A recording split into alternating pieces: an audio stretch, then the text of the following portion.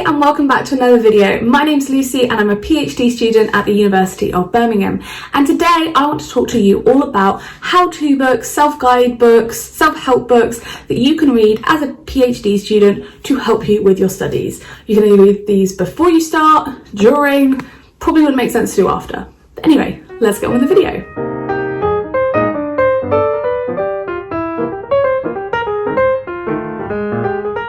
Now, I did read some self-help books before I started the PhD. I've also tried to kind of read books as I'm going along, like writing ones in particular. I would say, despite doing an English literature degree, reading self-help books is not my favourite format. I am much more of a visual person, so I do like videos or Instagram posts and things like that. But I have a couple of recommendations here for you that I think will be useful. And also bear in mind, I'm a humanities student, so I haven't read any that are particularly for science graduates, and also obviously I'm from a UK university. I'm sure there are so many more for different universities around the world, but I tried to find ones that were useful for me as a UK based English literature PhD student. So the first book I want to talk about is How to Write a Lot by Paul Sylvia. Now this is a really well known book in academic circles. A lot of PhD students will come across it. I think a lot of people are aware of it. It's pretty popular, and basically the aim of this book is just to get you writing more. I think a lot of the times as a PhD student, when it comes to writing, we can become paralysed with fear and we feel that everything we write has to be perfect. And the truth is, it doesn't. And this book is just a really great way of just getting you writing more, increasing your writing output, setting good boundaries between your work life and your writing life and your personal life. And in that sense, I really think it has some useful things in it if you just want to get writing. If you feel like you're stuck and don't know where to start with your writing, this isn't going to teach you how to write, but it will just get you into good habits, get you into a good kind of schedule or routine so that you are writing more. It does also have, if you get the more recent editions, a section on the end about writing funding applications and proposals. That could be useful if you are doing that, depending on obviously when you read this. The Craft of Research by Greg Booth. So hard to remember all the names.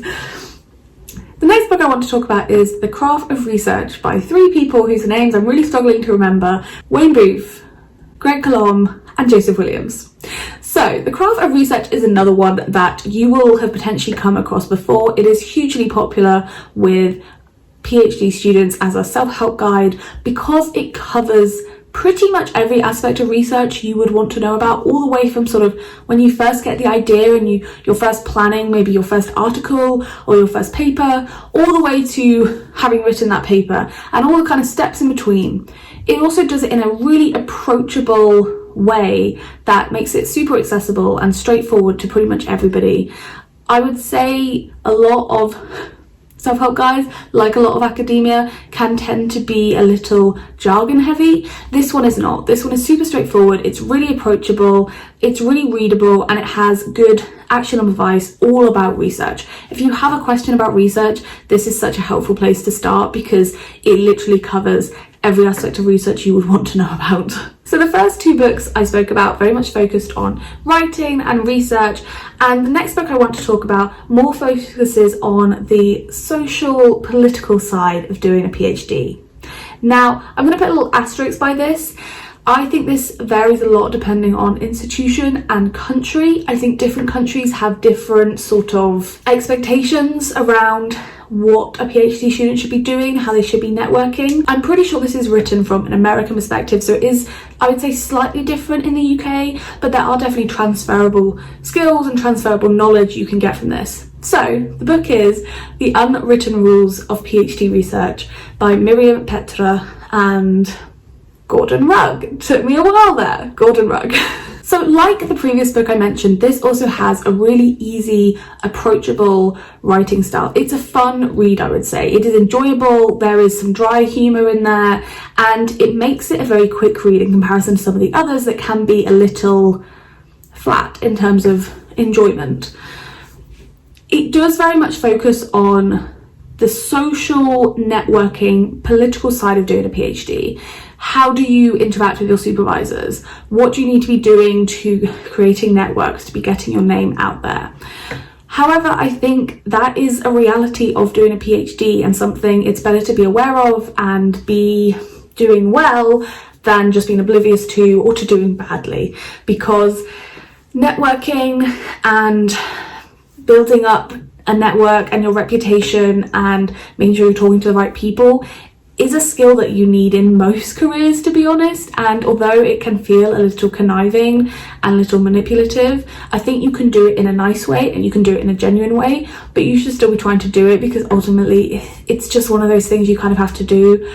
I think especially in American universities, my understanding is this is something that is emphasised a lot more than perhaps in UK universities, but as with everything, American culture spreads to the UK, and I think it is spreading in this aspect where having a strong network and being able to connect with people from different institutions is super important. So that's why I read this book, that's why I'd recommend it. It also has a really good section on writing conference papers. So if that is something you are wondering about and you don't necessarily want to read or buy multiple books and you just want to know about conference papers, maybe buy this book, because you'll get a mix of both. So the next book I want to talk about, I actually brought and read because I follow her Instagram and I think it's so great and so useful. And even though she is now a maths lecturer, I believe, it still has a lot of information that is useful to me as an English literature student. So I thought, you know what, I'm going to buy her book, I'm going to support, and it is #GradBoss by Tonya and Ali. This, I would say, is the most practical how-to guide of all the books.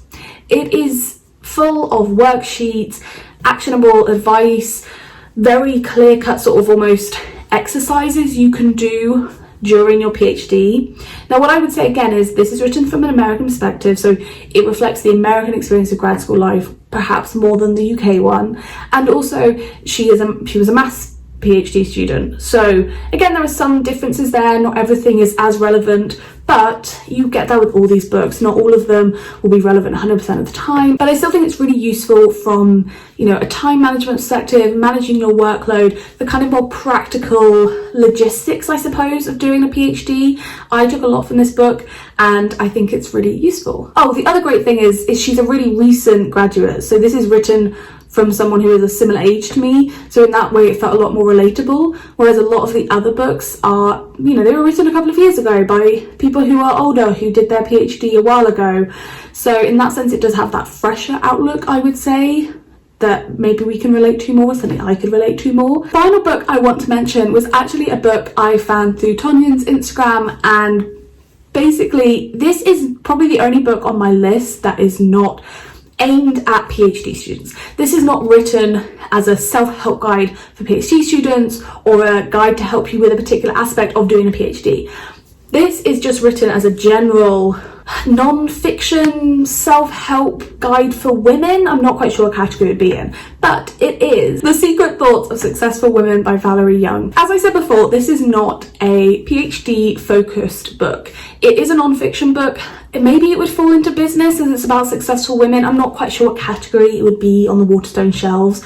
But in this book, Valerie Young goes into the kind of process behind imposter syndrome, focusing in particular on how women experience imposter syndrome more than men, why they experience it more, what they can do to kind of combat it, how they can spot it within themselves. And it's a really good deep dive into imposter syndrome. And the reason I read it and the reason why I'd recommend it is I'm a woman in academia, so although again it's not aimed at academia, there's a lot of relatable things in this, and there's a lot of kind of messages you can take away and apply to your academic experience. And two, imposter syndrome is rife within PhD culture and is something a lot of postgrads will experience. I've done a video on mental health and PhD students and I kind of touch on it there, but imposter syndrome is something I think nearly every PhD student will feel at some point of doing a PhD. So the fact that this is a book all about not necessarily combat it, because it isn't necessarily written in a super self-help style, but certainly how to recognize it within yourself and how to maybe spot the early warning signs and then do something about it. So I suppose it is kind of a self-help.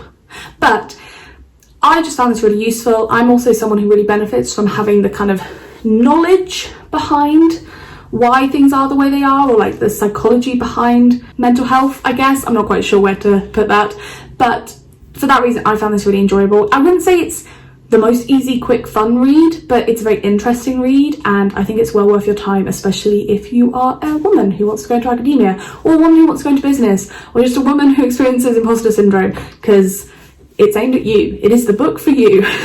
Those are my 5 kind of books that I found useful to read either just before or during like the first few months of my PhD. Obviously it's not an exhaustive list, there are so many others out there that I'm sure other people will find useful, but these are the ones that I got something from and go back to. I hope you found this video useful. As always, feel free to leave a comment or a like down below. I respond to all my comments, or I try to at least, and I love hearing from you and what you have to say and helping you with any problems you're going through. And of course you can always reach out to me on Instagram if you don't want to do it publicly. So yeah, I will see you next Sunday, and bye.